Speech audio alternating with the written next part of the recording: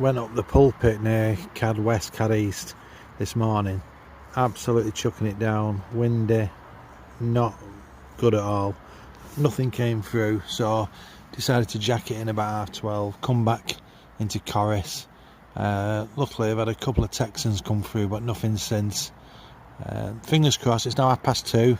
Hopefully we might get a few more coming through before the end of the day, so if I do, I'll obviously upload them onto the channel. Please subscribe, that'd be great. Thanks very much. Bye.